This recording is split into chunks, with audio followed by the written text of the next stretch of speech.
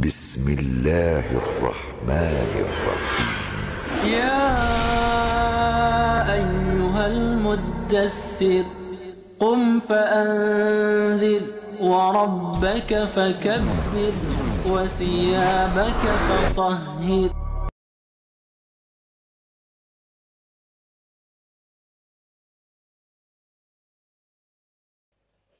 Assalamualaikum warahmatullahi wabarakatuh. Para pemirsa yang dirahmati Allah, kita ketemu kembali dalam kajian rasionalitas Qurani bersama Bapak Haji Suhan Muhammad Isa, yang mana pada kajian kali ini kita akan membahas tema takwil Nuh alaihissalam dan manusia al-insan modern pertama. Pada tema lalu kita sudah mendiskusikan bagaimana manusia insan mengalami pembelajaran bahasa, al-kalam dan al-bayan. Proses perkembangan bahasa ini tentu dalam rentang waktu yang sangat lama, bahkan ribuan tahun, untuk sampai pada terbentuknya manusia modern yang memiliki kesadaran bahasa. Kapan terbentuknya manusia modern pertama kali dari sisi rasionalitas Qurani, Pak Iswan? Terima kasih, Ajil. Assalamualaikum warahmatullahi wabarakatuh. Alhamdulillah. Merupakan lanjutan dari yang kemarin, Mbak Julia, di tema 145 ini. Nah, pada penjelasan yang lalu seperti yang tadi Pak Jul sampaikan itu kan kita sudah memahami bahwa berbagai informasi yang kita dapatkan sebelum Nuh itu banyak hal, bagaimana penciptaan dari awal manusia, bagaimana menjadi munculnya Bashar, diberikan wahyu. Dengan diberikannya wahyu inilah mengalami transisi menjadi Adam. Nah, kemudian proses-proses ini seperti yang dikatakan tadi untuk memahami suatu bahasa abstraksi, sehingga dengan bahasa itu komunikasi bisa berjalan secara maksimal gitu. Nah, kita juga sudah tahu bahwa ini harus melalui pembelajaran. Nah, pembelajaran melalui oknum, yaitu oknum malaikat yang secara estafet ini diteruskan oleh keturunan Adam. Nah, ini pekerjaan ini oleh keturunan kelompok-kelompok Adam ini semuanya itu mengarah pada pembelajaran untuk memberikan kematangan kesadaran, kematangan kematangan intelektual, spiritual, moral. Nah, ini semua melalui pembelajaran. Nah, pembelajaran ini baik melalui oknum malaikat tadi yang diteruskan secara ini, manusia Bashar Adam ini meneruskannya, ini juga termasuk juga pembelajaran yang diberikan Allah melalui pengamatan. Nah, melalui pengamatan ini misalnya kita lihat misalnya pengalaman terhadap fenomena seperti bagaimana kita pernah dengar contoh mengubur mayat. Nah, itu kan Allah mengirim di surah Al-Maidah 51 itu Allah mengirim burung gagak gitu, sehingga mereka paham bagaimana cara menguburkan orang. Nah, sebelumnya ya itu tidak pernah dikubur gitu. Nah, ini pembelajaran ini gitu. Begitu juga pengetahuan tentang spiritual, misalnya tentang anak-anak Adam yang berkorban. Nah, ini diceritakan juga di Al-Maidah 27 itu. Nah, juga pembelajaran lainnya seperti moral, etika, bagaimana pemikiran sudah mulai muncul, bagaimana tidak boleh membunuh. Nah, ini semua diceritakan di Al-Maidah itu.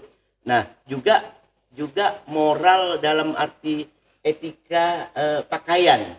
Nah, kita tahu juga di surah Al-Maidah di Al-A'raf 26 itu, nah, Allah juga menurunkan pakaian, artinya di situ Allah bukan menurunkan pakaian dalam bentuk jahit. Artinya kita udah pelajari beda anzala dan tanzilu itu kan. Nah, artinya pemahaman-pemahaman yang diberikan oleh para, katakanlah tadi, para utusan-utusan tadi. Nah, ini yang diutus oleh Allah. Jadi pembelajaran inilah yang dimulai melalui antar personal, tatap muka begitu. Nah, juga melalui pengamatan-pengamatan. Jadi kalau kita lihat komunikasi yang paling primitif yang dilakukan Allah terhadap manusia dalam konteks mencapai suatu kesadaran ini, ya bertemu, berkomunikasinya manusia dan malaikat gitu. Nah, ini yang diajarkan oleh atau diinformasikan oleh Al-Qur'an gitu. Untuk pembelajaran intelektual, spiritual, dan moral melalui antar personal, siapa saja yang terlibat sebagai pengajar? Nah, kemarin udah pernah kita singgung juga kan? Nah, pernah kita singgung yang terlibat ini ya para malaikat, dan secara estafet ini dilanjutkan oleh kelompok-kelompok Adam yang terpilih. Nah, inilah yang melanjutkan daripada pembelajaran ini gitu. Nah, kelompok-kelompok Adam yang terpilih inilah yang juga disebut sebagai nabi untuk untuk mengajarkan, untuk memberikan informasi kepada pihak lain. Nah, oleh sebab itu malaikat juga ini disebut juga nabi. Tapi pengertian nabi di sini bukan nabi dalam makna atau konteks menyampaikan risalat atau nubuat, tapi dalam konteks untuk menyempurnakan, untuk menuju suatu kematangan bahasa, untuk bahasa abstraksi. Nah, dan juga untuk yang seperti saya katakan tadi, kematangan intelektual, spiritual, dan moral. Jadi bukan nabi dalam pengertian memberikan pesan-pesan kepada kaumnya gitu. Istilah kelompok Adam ini, apakah kelompoknya oknum-oknum yang sama atau sebagai makhluk basar yang berganti karena perkembangbiakan? Nah, kan kalau basar kan kemarin kan kita udah jelaskan bahwa makhluk basar ini dia tunduk pada hukum-hukum wujud kan. Dia tumbuh, berkembang, berubah. Sebagai makhluk hidup dia mati. Jadi ya berganti-ganti sesuai sesuai hukum-hukum tadi gitu. Nah, dalam Al-Qur'an kelompok-kelompok ini juga ini biasa disebut Allah dengan istilah Adam, yang maksudnya kelompok tadi.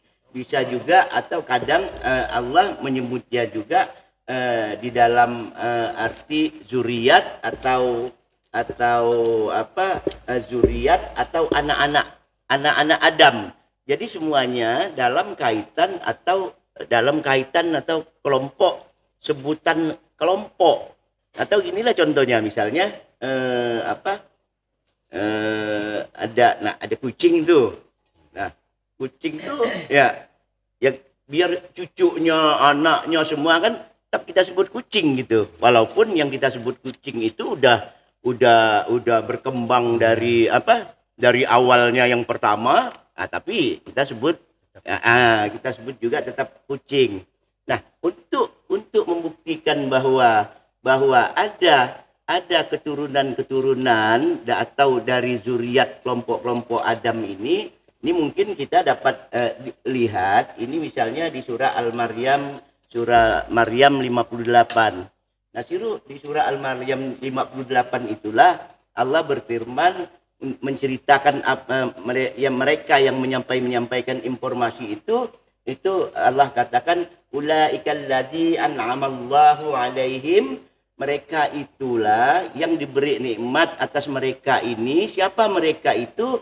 Itu minan nabiyyin min dzurriyyatin Adam. Jadi dari nabi-nabi, di sini menggunakan kata jamak, dari nabi-nabi dari min dzurriyyatin Adam. Min dzurriyyatin Adam, dari keturunan Adam. Wa mimma hamalna ma'a Nuh. Nah, dan orang-orang yang diangkut bersama Nuh. Jadi nabi di sini kita tahu kan Nuh kan nabi tuh. Yeah. Nah, Allah tidak sebutkan dalam konteks ini Nuh dan kelompoknya gitu. Nah, jadi yang disebut Allah di sini, zuriyatin Adam, zuriyatin Nuh, yang mengikut Nuh. Nah, terus Allah katakan juga itu zuriyatin Ibrahim. Jadi anak keturunan daripada Ibrahim gitu. Nah, jadi di sini Allah tidak menunjuk Ibrahim, Nuh sebagai nabi tadi. Nah, ini yang bisa kita yang kita bisa pahami. Artinya nabi yang disebut oleh Allah tadi seperti Nabi Idris atau kadang Adam kita sebut nabi, yaitu itu adalah untuk menyempurnakan kesadaran tadi, karena supaya menuju kepada manusia yang memiliki kesadaran mempergunakan bahasa abstraksi. Adakah ayat yang lebih memperkuat argumen ini? Sebab selama ini informasi yang kita terima bahwa Adam dan Idris adalah nabi sebagaimana Nuh, Ibrahim dan lainnya yang diutus untuk memberikan peringatan kepada kaumnya. Nah, kalau itu kan kemarin kita sudah singgung juga ya. Nah, untuk membuktikan bahwa sebelum Nuh itu ada malaikat juga yang tadi kita katakan malaikat memberikan pelajaran, kemudian secara estafet mengadakan taklim dari kata kalam kemarin itu.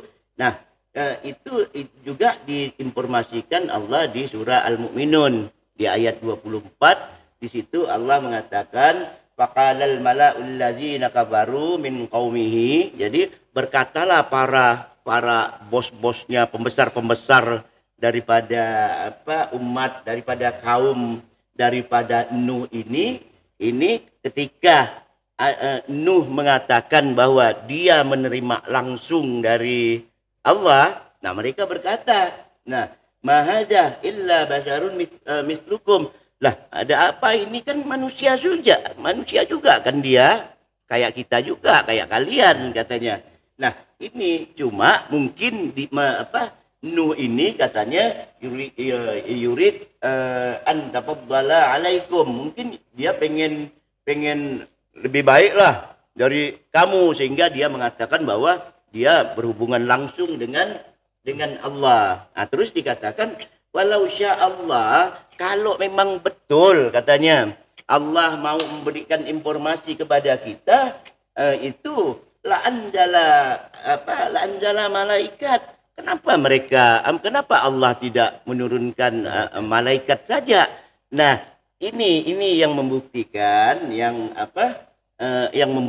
bahwa malaikat itu kalau Allah pengen berkomunikasi dengan Bashar, keturunan Adam tadi sebelum Nuh, ini Allah menurunkan malaikat yang tadi kita memberikan pengajaran juga secara estafet itu kan, sehingga pintar gitu. Nah, malaikat-malaikat yang turun ini ya dari kakek neneknya itu ya menceritakan gitu. Nah, oleh sebab itu ayatnya dilanjutkan ma sami'na bihadza biaba inal awwalin. Jadi tidak pernah kita mendengar dulu dari hal-hal seperti Nuh ini dari bapak-bapak kita dahulu katanya. Nah, jadi ayat ini menunjukkan bahwa malaikat sebagai sangat berperan dalam menyampaikan segala informasi.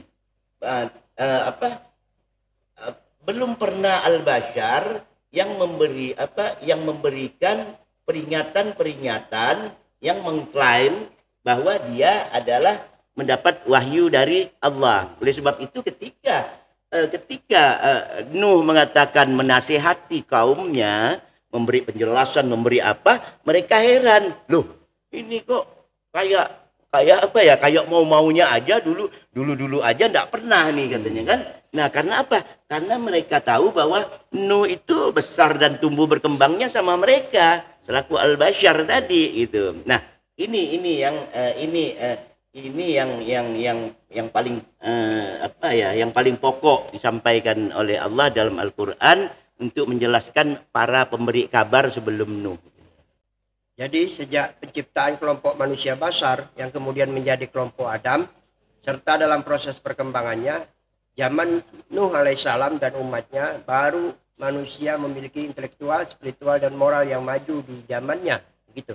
Ya jelas kalau kan dari awal kita kan sudah menyampaikan perkembangan Pak Jul ya, sejak dari informasi sejak perkembangan alam semesta, bagaimana tumbuhnya munculnya makhluk hidup segala macam, kan tidak ada informasi Allah tentang adanya basyar yang memberikan suatu peringatan, suatu apa, kan tidak ada. Nah, setelah Nuh inilah baru Nuh menyampaikan bahwa dia mendapat pesan dari Tuhan. Nah, untuk menunjukkan tadi bahwa zaman Nuh inilah mulai adanya manusia modern yang paling sederhana lah di zamannya. Nah, ini ditunjukkan dengan adanya perintah Allah atas bimbingan Allah juga. Nuh disuruh membuat sebuah kapal kan, sebuah kapal. Nah, membuat sebuah kapal ini kan memerlukan pemikiran nih intelektual. Bagaimana membuatnya, mengambil bahannya segala macam. Nah, ini yang dikatakan Allah di dalam surah Hud ayat 37 itu. Allah mengatakan itu wasna'il fulka bi'ayunina wa wahyina. Jadi buatlah buatlah kapal, buatlah bahtera atas apa? Buatlah bahtera atas pengawasan dan wahyu dari kami. Nah, ini yang dikatakan Allah. Jadi jelas setidaknya sepanjang informasi Allah, kelompok inilah yang kita pahami sebagai manusia modern, karena dia sudah menguasai bahasa abstraksi, dia sudah menyampaikan pesan-pesan moral, spiritual, intelektual kepada umatnya, dan juga dia diperintahkan Allah untuk membuat kapal. Nah, diperintahkan Allah untuk membuat kapal ini kalau kita hubungkan dengan ayat-ayat lainnya kan ketidakpercayaan mereka lah, mereka kafir kan terhadap Nuh sebagai nabi. Oleh sebab itu di ayat itu juga kan dilanjutkan, dia akan innahum muharraqun, mereka itu akan tenggelamkan gitu. Nah, ini yang dapat saya sampaikan, berarti yang ditanya oleh Pak Jul tadi, masyarakat modern pertama di dunia ini sepanjang yang kita pahami, yang kita ketahui dari informasi Al-Quran, ya sejak kaum Nuh, sebelum kaum Nuh, nah ini masih proses untuk menuju bahasa abstraksi. Tadi dikatakan bahwa Nuh alaihissalam adalah nabi yang pertama kali menerima wahyu dari Allah. Karena ketika itu manusia sudah memiliki bahasa abstrak, sehingga interpretasi umatnya semakin berkembang. Bahkan banyak yang zalim dan menyimpang dari informasi yang diberikan para malaikat. Adakah bukti kuat yang menunjukkan bahwa Nuh alaihissalam adalah penerima wahyu pertama kali? Nah, kalau itu kan dapat kita lihat di surah An-Nisa ayat 163. Di sana Allah katakan, inna auhayna ilaika, sesungguhnya kami wahyukan, auhayna ilaika, kami wahyukan kepadamu Muhammad, wahyu ini untuk Muhammad. Nah, ini kama seperti apa kama auhayna ilannu, sebagaimana yang kama auhayna ilannu, seperti yang kami wahyukan kepada Nuh, wan nabiyyina min ba'dihi. Nah, dan nabi-nabi setelahnya. Nah, padahal kan kita tadi kan sebelum Nuh kita membicarakan nabi-nabi tadi. Nah, tapi bukan dalam konteks penyampaian risalat dan nubuat. Nah, jadi dalam penyampaian risalat dan nubuat ini dalam bentuk komunikasi Allah dengan manusia, insan yang pertama, ini dilakukan mulai terhadap Nuh. Makanya masyarakat menjadi heran gitu. Nah, disinilah Allah katakan, inna auhayna ilaika kama auhayna ila Nuh wan nabiyyina min ba'dihi. Jadi dan nabi-nabi setelah Nuh itu. Nah, jadi ini yang tadi kalau Pak Jul katakan argumen apa saya mengatakan ada argumen enggak mengatakan itu? Nah, Allah mengatakan demikian gitu di dalam Al-Qur'an di An-Nisa 163. Ya. Dari semua yang disampaikan tadi, pemahaman apa saja yang dapat kita ambil dalam konteks tema bahasan ini, Pak Iswan? Nah, kalau kita runut, berarti pertama ada fase transisi yang diinformasikan Allah di dalam Al-Quran tentang bagaimana sejarah perkembangan umat manusia. Bagaimana dari awal manusia tidak punya apa-apa, ini bagaimana prosesnya menjadi mulai dari nafs wahidah menjadi bashar, terus diberikan roh, bagaimana dia menjadi bertransisi menjadi Adam dan lain sebagainya. Jadi ada proses transisi yang sangat besar yang perlu kita pahami untuk pemahaman yang diinformasikan Allah lah. Nah, ini yang pertama. Yang kedua, proses yang paling penting adalah proses transisi bagaimana pemahaman bahasa abstrak yang melalui Al-Qalam dan Al-Bayan ini. Nah, yang diajarkan Al-Qalam dan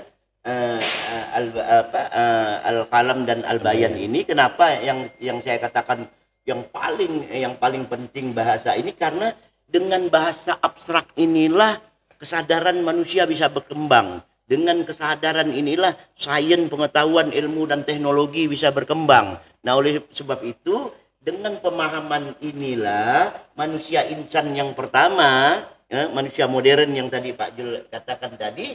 Nah, inilah yang kita kenal dengan Nuh ketika dia menerima wahyu. Jadi apakah Adam dapat kita katakan sebagai nabi dalam konteks membawa nubuat dan risalah? Mungkin masalah ini kita bahas di 146 atau tema berikutnya lah, Pak Jul ya. Mengingat waktu yang pendek biar tidak bosan gitu kan. Nah, jadi saya kira itu akan kita bahas lah. Jadi kalau gitu siapa saja Adam gitu. Nah, ini mungkin akan kita bahas di tema berikutnya insya Allah.